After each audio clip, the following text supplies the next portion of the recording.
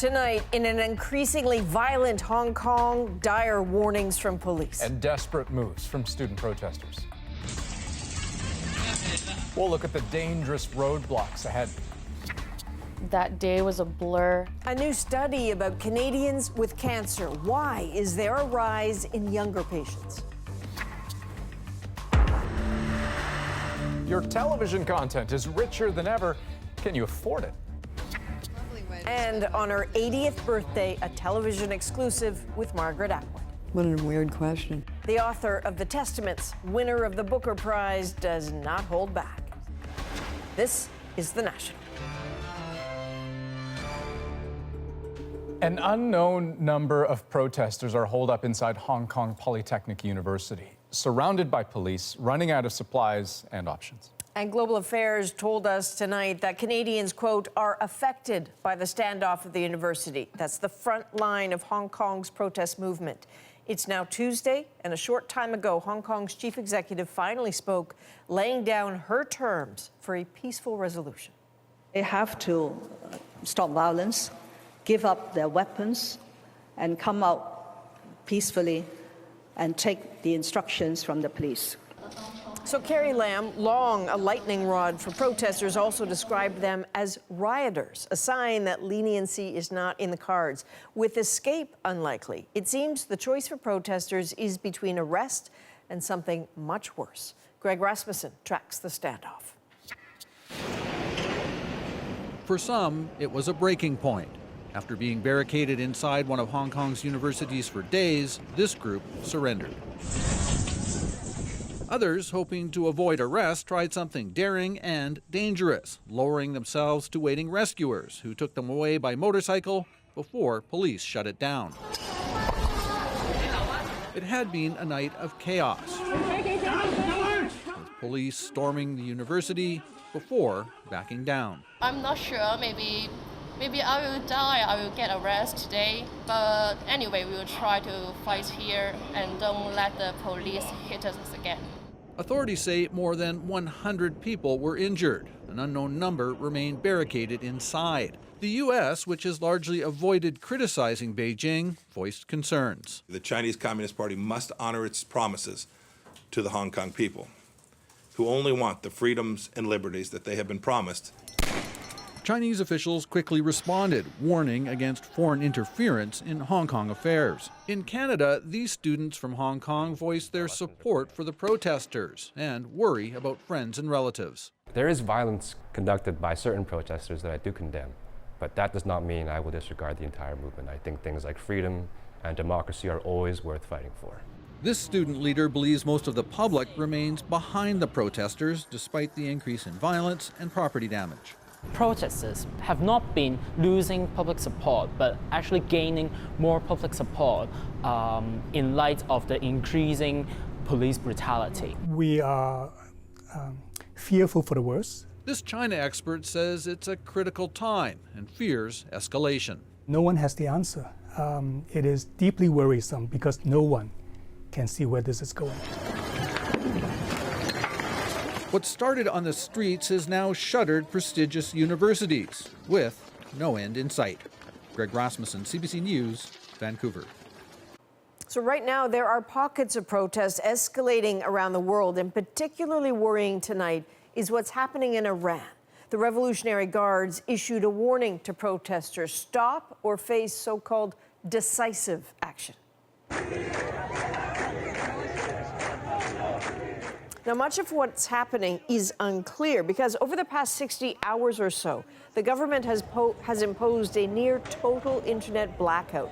These videos shared online are unverified. State media says protesters set fire to buildings and vehicles and now report several deaths and thousands of arrests. All this unrest began Friday after the government introduced a 50% hike in the price of gas. Well, if you've got a phone, you've likely been inundated by scam callers. Well, today, a dent, perhaps, in how many calls they can make. Police in India have moved in on a call center there, arresting dozens of people they say were targeting Canadians. David Common tells us more. Indian police rarely act against these scam centers, but say they did so rapidly this weekend, tweeting they'd arrested 32 persons for extorting money from people in Canada.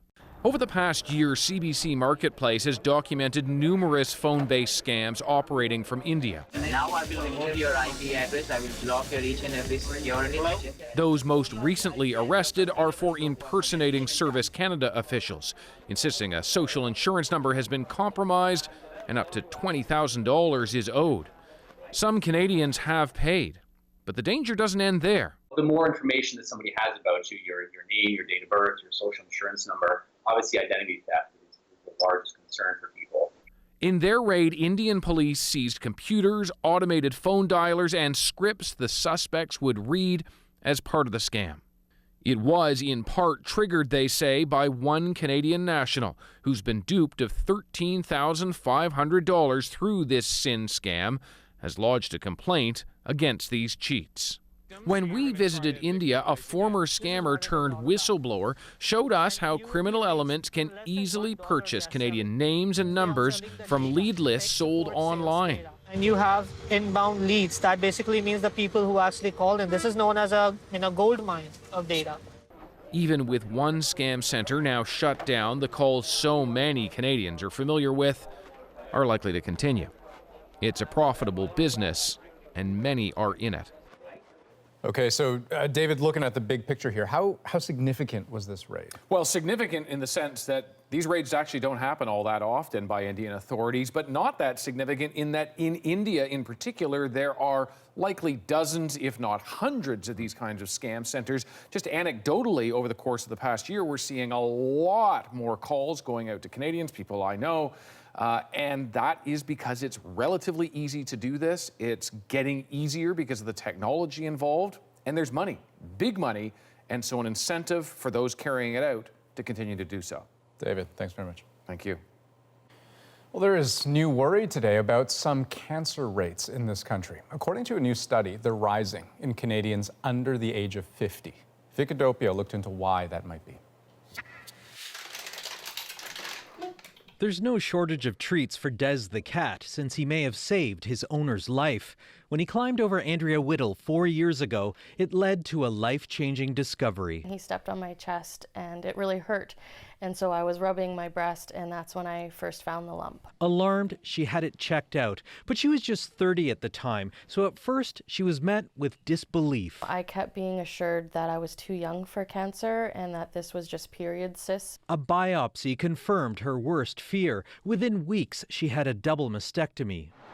Whittle is part of a disturbing trend of younger cancer patients. While cancer rates have been gradually climbing in women under 80, women between 30 and 39 have seen the sharpest increase in the most common cancers. It's a similar trend for men. Overall, cancers among people under 50 make up about 10% of cases. Researchers suspect earlier screening could explain the younger ages, but they're worried about the types of cancer on the rise. Many of the cancers that are increasing in this under 50 age group are related to excess weight. So cancers like colorectal cancer, thyroid cancer, endometrial cancer, pancreatic cancer, they all are increasing in several age groups in the younger populations. The study doesn't prove cause and effect, but the cancer risks of being overweight have long been known. This oncologist says earlier screening may not be the answer. What we have to do is rethink first-line physicians, asking the right questions, getting a family history often helps us identify the people who are really at risk of familial cancers, and then we can direct those to screening earlier. Family history was also a major risk factor for Andrea Whittle, but unlike her grandparents and aunt, early detection meant she's the first in her family to have survived. Vicadopia, CBC News, Toronto. It's been nearly 3 years since military veteran Lionel Desmond shot and killed his wife, daughter, and mother before turning the gun on himself. An inquiry into those deaths was abruptly adjourned today at the request of his in-laws. They tell Kayla Hounsell that they themselves need help. Deal myself all the aces and the fives. The Bordens are doing their best to keep going day to day, but their family home, where they still live, is also the site of their family tragedy. This is where they were lost, yeah. This was the scene at their house nearly 3 years ago. Their daughter and 10-year-old granddaughter shot and killed by their son-in-law. He also shot his own mother before turning the gun on himself. In my mind, I'm wondering, where were they? If I'm in this room, I'm wondering what part of the room was my granddaughter lying in. Like, I know she was left in this room. Their son, also in the military, believes national defense should help his parents relocate and wants to make that part of the inquiry. You cannot begin the healing process if you're trapped in the same environment which destroyed you. You'll never become whole again. The inquiry's mandate is to determine the circumstances surrounding the deaths. It will examine whether Lionel Desmond had appropriate access to mental health services, whether he should have been able to buy a gun, and whether his healthcare providers were trained to recognize occupational stress and domestic violence. It's a fatality inquiry, not a public inquiry, which means it won't assign legal responsibility. I hope that they can try to find a way that this never happens to anybody else. The Bordens asked for the delay today to give their new lawyer time to prepare. The judge agreed, noting the volume of evidence. We should not feel pressure to get started with the evidence. We should simply feel pressure to get it right. But Desmond's side of the family is disappointed. I believe that the longer we wait is another day that we lose a veteran. And we need to get closure. We need to move forward because it never gets easy. They all hope this inquiry will help them understand what went wrong so that other veterans get the help they need. Game over. Kayla Hounsell, CBC News, Upper Big Trackety, Nova Scotia. Public hearings ramp up again tomorrow in Washington, but today, U.S. President Donald Trump said he will strongly consider testifying at his own impeachment inquiry. And in typical fashion, he used the same tweet to call the whole thing a hoax. Paul Hunter has more. It came as a kind of offhand aside about Donald Trump from the most senior Democrat on Capitol Hill. And boy, is it tantalizing. The president could come right before the committee and speak all the truth that he wants. An apparent offer from the Speaker of the House for Trump to testify at his own impeachment inquiry. Trump's tweeted response this morning: "I like the idea and will strongly consider it." The very thought is enough to turn Washington all but upside down. Still, Trump has made that kind of suggestion before. Would you be willing to speak under oath to give your version of 100%. June 2017, asked if he'd be interviewed on aspects of Special Counsel Robert Mueller's investigation into Russian meddling in the last election, and Trump seemed game. Robert Mueller wanted to speak with you about that. I would be glad to tell him exactly what I just told you. But a few months later, not so much. When they have no collusion, and nobody's found any collusion at any level, it seems unlikely that you'd even have an interview. Ultimately, and only after much negotiating, Trump gave strictly written answers to some written questions. Worth noting, even those answers have now themselves come under fire. Today, word that Democrats want access to some of the redacted bits in Mueller's final report to help determine if, in his answers, Trump lied. Ambassador Yovanovitch. And so, to the ongoing hearings and Trump's apparent willingness to testify, says Pelosi, she's open to ideas, in person if he wants, or he could do it in writing. He has every opportunity to present his case. In fairness, it's likely a long shot, but for the record, suggests Pelosi, Democrats would have him any way they can get him. Paul Hunter, CBC News, Washington. Now, still in Washington, the White House has reversed a decades-old policy on Israel. The establishment of Israeli civilian settlements in the West Bank is not, per se, inconsistent with international law. So that has infuriated Palestinians, and today Canada restated its position that it does not recognize permanent Israeli control over territories occupied in 1967. That includes the West Bank. Now, reports tonight suggest U.S. prosecutors could lay charges this week against Jeffrey Epstein's prison guards. That is because they may have failed to monitor him when in August he killed himself. This comes as Prince Andrew attempted to explain his ties to the convicted sex offender. Margaret Evans looks at the fallout from his weekend interview with the BBC. Condemnation piling on. Prince Andrew excoriated in just about every major British newspaper today. The weekend interview on his friendship with the convicted sex offender Jeffrey Epstein, widely condemned as tone-deaf, unapologetic, and extremely ill-advised. I think it's a mistake to give these interviews, and unfortunately, unless you're extremely clever at giving the answers, you fall into traps. Royal Highness, In the interview, he denied, as he has all along, that he had sex with an underage girl at the London home of Epstein's friend in 2001.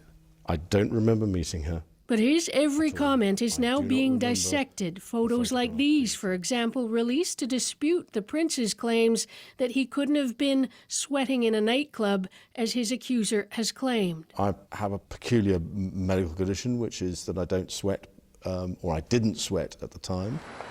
One opinion poll today found that only 6% of the public actually believe Prince Andrew's explanation. He said he never met the woman who's made accusations against him, but I'm pretty sure he has. All that's happened on my watch is the place has fallen apart. This latest chapter coincides with the worldwide release yesterday of the third season of The Crown. In the real world, people believe the royal family has taken a hit. It doesn't reflect well on the English royal family at all. The accounting firm KPMG confirmed that it had pulled its support from Prince Andrew's Pitch at the Palace scheme for young entrepreneurs before the interview. Now there are expectations that more partners could withdraw their sponsorship. Not surprisingly, perhaps, word from the palace tonight was especially brief. A spokesman saying only that the Queen was aware of the interview. Margaret Evans, CBC News, London. And we'll be right back with more news. From Netflix to Disney Plus, why cutting the cord doesn't mean cutting prices. And a Canadian television exclusive. I sit down with Margaret Atwood for a chat about then and now and a mystery for the future.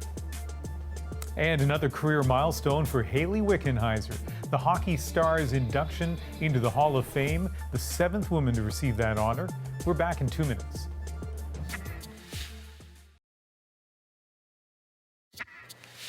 Netflix started streaming in Canada less than 10 years ago. But since then, more and more such services are coming online. And pretty much whatever you want to watch, it's right at your fingertips. Except, as Katie Nicholson shows us, and of course, as you may very well know firsthand, there is a price to be paid. So you want a quiet night in. With all the digital streaming services out there, we have never had more choice. You've got Disney Plus, Apple TV Plus, both of which just launched this month and have their own original content that you can't get anywhere else. So let's say you subscribe to them both because you want all the Disney movies, the Marvel superheroes, and that new Jennifer Aniston show. For both, it's going to be about $15 a month plus tax. But you've also subscribed to that old standby Netflix, that's $9.99, and you love that show on Amazon Prime, that's $7.99, and you can only watch Veronica Mars on Crave, that's $9.99, unless you want the HBO package, which is another $9.99. And let's not forget sports. There's DAZN, which lets you watch sports from all over the world, $20. Then there's TSN, another $20 roughly. And let's make sure we get all the hockey and subscribe to NHL Live at $29.99. So each month you're looking at about $123. And that is close to the cost of one of the top-tier cable packages from one of the major providers, which can put a big hit on the family finances. I think the key is having an entertainment budget. Rona Birnbaum's a financial planner. She cut the cable, but subscribes to Netflix for her daughter and DAZN for her and her husband. So what I see sometimes is it's easy to start subscriptions. It's a little less easy, or it's a little more difficult to cancel subscriptions that you're not using. So is there a future where all of these streaming services can be presented under one umbrella for one price? There's an app for anything or for everything. And so to think about an app that would be launched that says we're going to streamline all of these other apps that bring you television content seems like it's something that's probably in the works. Ironically, it's really the 21st century version of what a cable bundle would have been. Of course, to watch any of the shows on any of these streaming services, you have to have high-speed internet, which is another cost you have to factor in. Katie Nicholson, CBC News, Toronto. So just leave it on CBC all day. Okay, let's go to our national newsroom in Vancouver, where Ian is watching stories from across Canada. And we're following two stories tonight where thousands of Canadian workers could soon walk off the job. In Ontario, it's public high school teachers who have voted in favor of a strike. We want to keep students in classrooms that are functional, classrooms that are safe, classrooms that aren't bursting at the seams. Teachers back the action by more than 95%. The union, which represents 60,000 workers, must give 5 days notice before any job action. Wages, class sizes, and support for students with special needs are among the key issues the two sides still disagree on. Meanwhile, the strike deadline is less than 2 hours away now for some 3,200 CN employees as negotiations continue. Train and rail yard workers say they want Canadian National Railway to address safety and scheduling issues. Any potential job action would involve freight train operators only, with via passenger trains not likely to be affected. Former Team Canada captain Hayley Wickenheiser has now been inducted in the Hall of Fame. What more can you say about what this young lady has done? She helped prove that women needed to be on the hockey stage across the world. The career of the trailblazing hockey star was highlighted tonight during the induction of the 2019 class. The Saskatchewan native retired in 2017, leading all Canadian women in points scored and winning 5 Olympic medals. And a first-time winner tonight of Canada's richest literary prize. A Brampton, Ontario native taking home the $100,000 prize. 2019 Scotiabank Giller Prize is Alana opens the envelope. Ian Williams. The Brampton, Ontario native, as I mentioned, winning the $100,000 prize for his debut novel, Reproduction. 6 writers were in the running for the annual award. A victory for Taylor Swift. She gets to sing her own songs. That's one of the stories we'll update in 20 minutes. And up next on The National, exposing and fighting online hate. Why a database may be part of the answer. Plus, a Canadian television exclusive with Margaret Atwood about her latest book, Politics, and that secret manuscript. But could you throw a girl a bone in terms of what it's about? Nope. Oh, Nope. nothing? Nope. You have to swear to secrecy. Happy birthday to you. Don't sing. You write such good books. So that was Jan Arden at tonight's Giller Prize Gala honoring Margaret Atwood on her 80th birthday. So for decades, we have devoured Atwood's bestsellers, watched her fame spread throughout the world, and today it's our gift to have a Canadian television exclusive, an interview with the author who just keeps on smashing through benchmarks.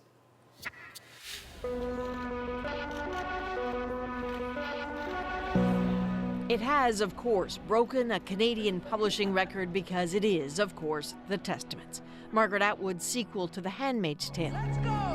Hurry up! Faster!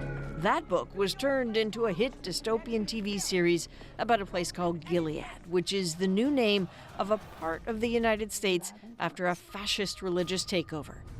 If I'm going to change things, I'm going to need allies. That series sparked so many questions from viewers and readers. The political era seemed so ripe. Atwood had to write the sequel, and in it, there's hope that the cruel, right-suppressing reign ends. This is more than a book release. This is a cultural moment. The world wanted this book, the frenzy, Harry Potter-esque. I'm very excited about it. I'm excited to see where she takes it. The 2 winners of the 2019 Booker Prize for Fiction. Atwood co-winning the British Literary Prize, The Man Booker. But the universe isn't always kind, and as if to counter the highs, it delivered a terrible low. Her partner and great love, the accomplished writer Graham Gibson, died in September in London, England, while he was with Atwood to celebrate her book launch. I am so honored to have you here. Well, I'm happy to be here. She remains busy, maybe necessarily so, but she found time to talk at the Thomas Fisher Rare Book Library in Toronto. I think, like a lot of Canadians, I've thought about you a lot in the last couple months, and I'm just wondering how you are. Pretty steady. Better for me to be out in public and keep on the road. But of course, it was a shock, but we knew it was coming. So family was prepared. I think Graham himself pretty much knew that something like that was going to happen pretty soon. But we had a very nice 10 days before that happened. To be sitting in here is interesting. It's beautiful. I have to confess, as someone who was born in the city, raised in the city, I've never been in here before. And I'm wondering if you can tell me a little bit about the treasures that are in here that matter to you. Among the things that are in here are my papers, which I donate to them on a regular basis. So of recent months, people have been going through the boxes of newspaper and magazine clippings that I made at the time I was writing The Handmaid's Tale. So they're going back and looking at what might have influenced it, what might have prompted it, what might I have been putting into that book from real life. When we talk about things that are in boxes in libraries, I have to confess being a bit enchanted with the idea of this manuscript that's in a Norwegian library. The future library of Norway. A forest got planted that will grow for 100 years. In each year of those 100 years, a different author from around the world will put a secret manuscript, only 2 copies, into the future library of Norway. Be careful, it's the first. And in the 100th year, the boxes will all be opened, and enough paper will be made from the trees that will have grown to print the anthology of the future library of Norway. And people will still be able to read, and people will still be interested in reading. Those are a lot of hopeful things. So I won't be here.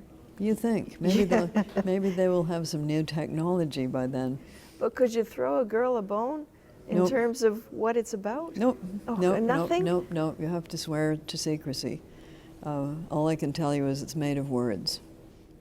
On the Testaments, when you read it, when I read it, there's a moment that I feel like I'm reading the newspaper a little bit. It's so familiar, you know. Is it making too much of a presumption to say that the kickstart there was the inauguration of Donald Trump? No, it started before then. Mm-hmm. But you could see it coming. And you could see the things that the Republicans had been saying in the 2 elections before that time, the ones in which Obama won. And what are those things? Women should be subservient. If a woman is carrying a dead baby, she should just carry it until it comes out because they're like cows. It's not real rape if the woman has a baby, because if it's real rape, her body shuts down. Tell that to Bangladesh. There's just an appalling amount of ignorance. What is it about the book that made doing that important in the face of these sorts of conversations? For a long time, we seemed to be moving away from Gilead, especially in the 90s, right after the Cold War ended, and we were told it's the end of history, and now we'll all go shopping. And we did go shopping until 9/11. Mm-hmm. Yes, then it turned out there were other things to think about in addition to shopping. And then the financial meltdown, and when there's uncertainty and a certain amount of chaos, people get anxious and frightened and are willing to trade certain civil liberties for somebody who will make the trains run on time.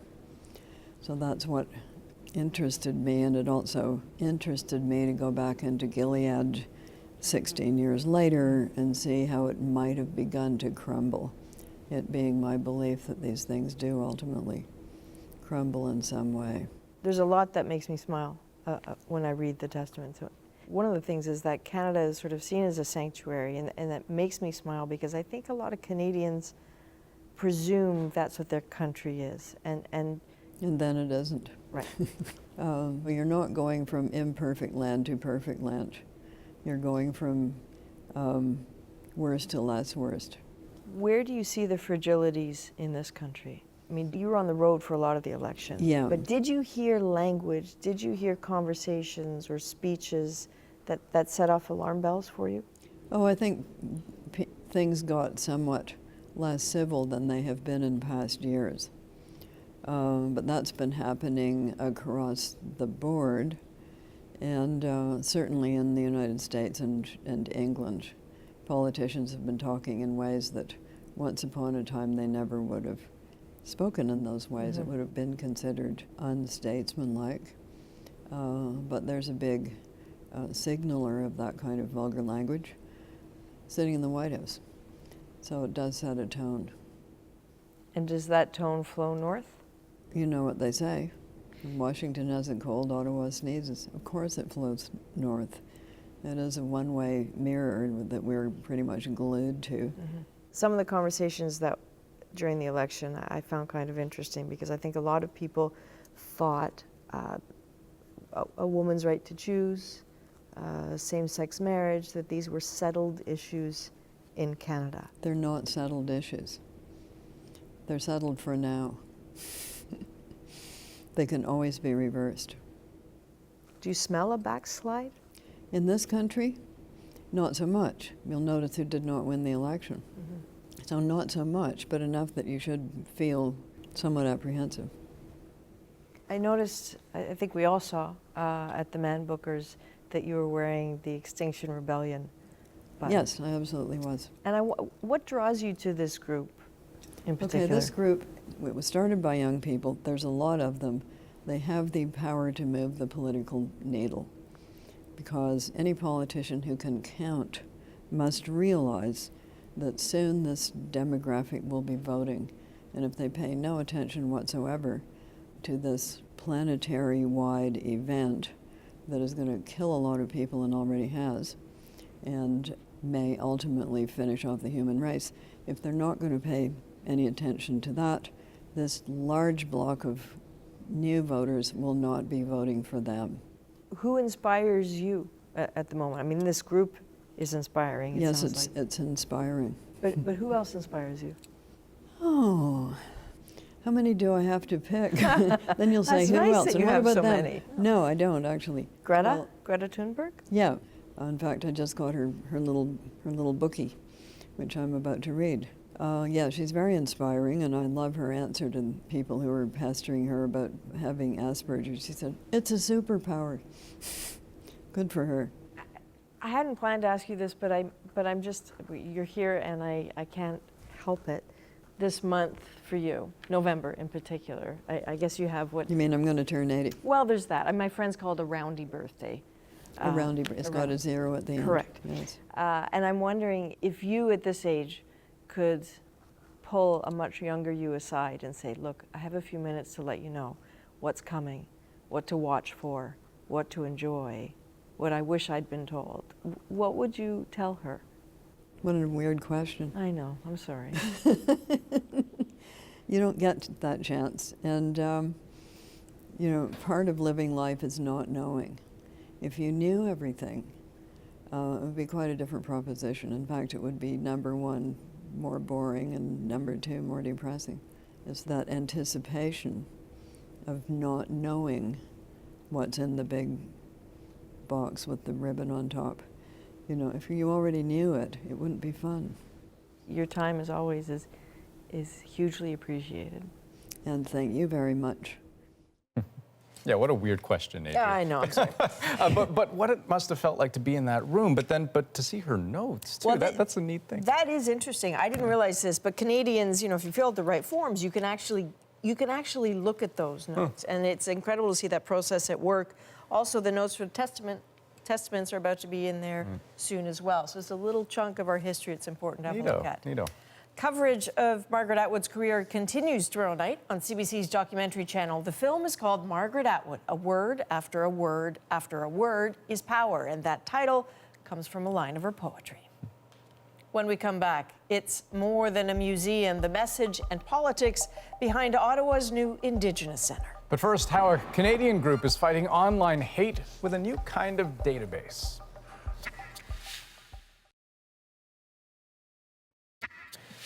When it comes to spreading hate online, words are weapons, often the first ones used by people who commit violent acts offline. So, as part of our ongoing series, Exposing Hate, Thomas Daigle shows us how a Toronto company is trying to stop the online hate from spreading. Hate-filled violence often starts here, online, with words that demonize certain people. In public forums, we found vile language still going unchecked, and sometimes with deadly consequences. Consider the shooter at the El Paso Walmart, the killer at the Christchurch Mosque, not to mention that van driver last year who ran down pedestrians in Toronto. Before taking innocent lives, they all spread their warped views online. I don't think that... Enter Timothy Quinn, fighting hate with, of all things, a database. We're not looking for the one active shooter. We're looking for broad trends around language being used to discriminate against groups of people online. This is really what we do. His company, HateBase, started here in Toronto and has team members spread around the world. That code is their secret formula, artificial intelligence that digs through the web several times an hour to spot hate speech. Are computers better at this than humans? No, I think humans are better at it than computers, but it's a horrible job for a human being to do. The result is a growing list of more than 3,600 words in many languages spotted in many countries. The database is given to nonprofit groups and sold to social media companies like the video sharing app TikTok, empowering them to target potentially hateful users, but that can be a slippery slope in the eyes of free speech advocates. The concern comes in how it's being used, and if it's being used to remove certain content or, even block certain people from participating in online discussions. Tony McAleer has a personal history with the language of hate. A former skinhead recruiter, he now speaks about fighting discrimination.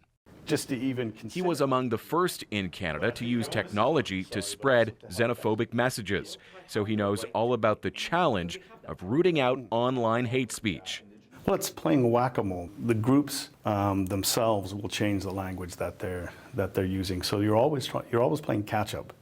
Indeed, take this spelling of the word gay, written this way to circumvent digital filters. We found plenty of examples of it on social media sites. We're really in the business of making data available so that organizations can understand the scale of the problem. It's an endless battle, deciding what is hate speech, then stopping its spread. Thomas Daigle, CBC News, Toronto. After the break, Ian will be back with a look at stories developing around the world. And later, what's in the air in Toronto's skies to produce all that pink and orange? The answer in tonight's moment.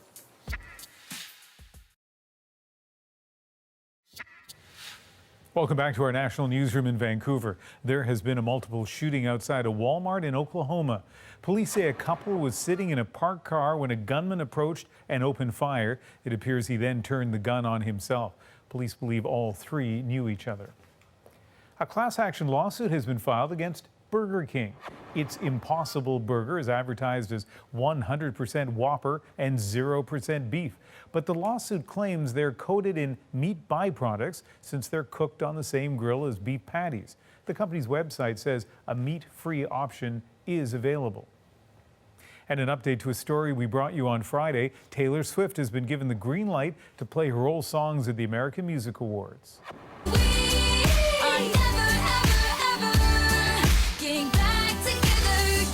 Last week, Swift said her former record label wouldn't let her perform material from her first 6 albums on television. Well, today the label said it's reached an agreement with the producers of the AMAs. After the break, we'll tell you about the parliamentary building now dedicated to Indigenous peoples. That's next.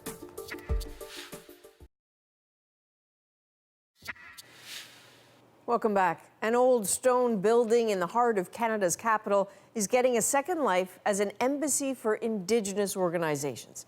It was donated by the Prime Minister as a space for Indigenous leaders to meet with elected leaders. It's not open yet, but Olivia Stefanovich got a peek inside. Staring directly at Parliament stands the ornate shell of the former U.S. Embassy that's being transformed for a different kind of diplomacy. For First Nations, Inuit and Métis to be recognized as a part of the work that happens here on Parliament Hill and within Precinct is a massive step forward in reconciliation. Until now, there has never been a parliamentary building dedicated to Indigenous peoples. Natin Obed, leader of Canada's Inuit, gives us a tour of the renovations. This first floor will be an interpretive space for First Nations, Inuit and Métis to share our culture, our governance models, and our vision of the future with anyone who comes in.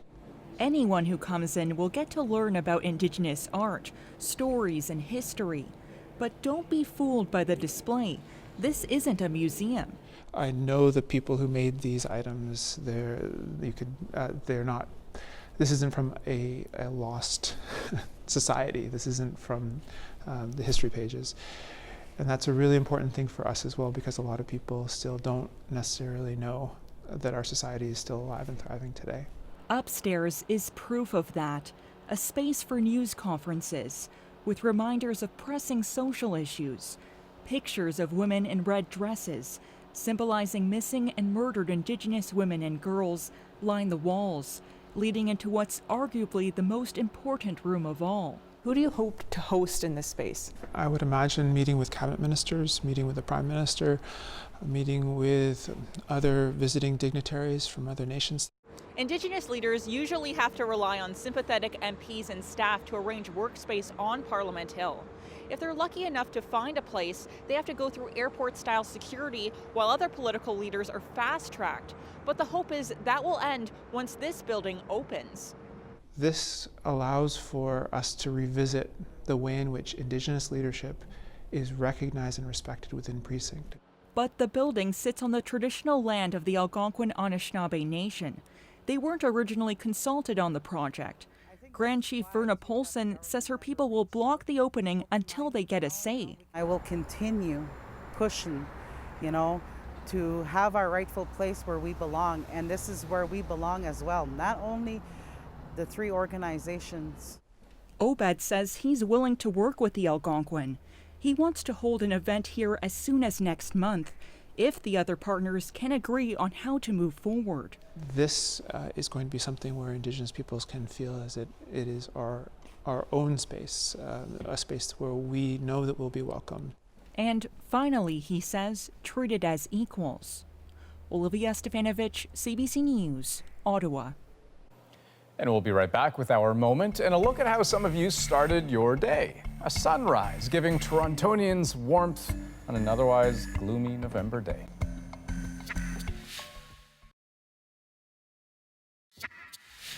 Well, it has been a gloomy, snowy November in Toronto, so when people woke up to this startling sunrise this morning, they took notice. And of course, they had to share. Twitter looked more like a photo gallery than anything else, and who can blame them? We reached out to a few people for their impressions and what made them stop and take notice, and that is our moment. When I saw the orange sky outside my window, I ran outside. I knew I had to take a picture. I ran to the front door, I looked out and the sky was ablaze. I looked outside and was confronted with this beautiful kind of otherworldly cotton candy sky. This time of year I'm waking up when it's pitch black and I'm coming home from work when it's pitch black, and so to have a sunrise like that to start your day is really nice. Winter is typically a really hard season for everybody, including November.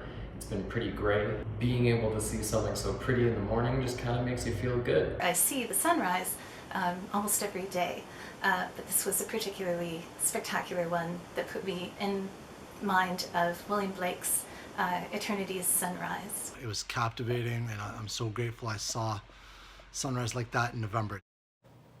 Those pictures are spectacular. So we all work late, but you guys, did you see it this morning? No. No, not at all. I'm very grateful to Twitter. Actually, it was lots of people were commenting today that the sunrise briefly made it actually Twitter a beautiful place to inhabit. That's such a rare thing. I will say, even after seeing the photos, I'm still thinking, see the sunrise, get a few hours extra sleep by not seeing the sunrise. I think I made the right decision. And listen, there's another interesting thing going on here, and that is we have the moment on this program. We've been doing it for just over 2 years, and it gives us a space to talk about something as simple as a beautiful sunrise in the city of Toronto that everybody stopped for a moment and marveled at, except you two guys. Yeah, exactly. That's the National for November the 18th. Good night. Good night.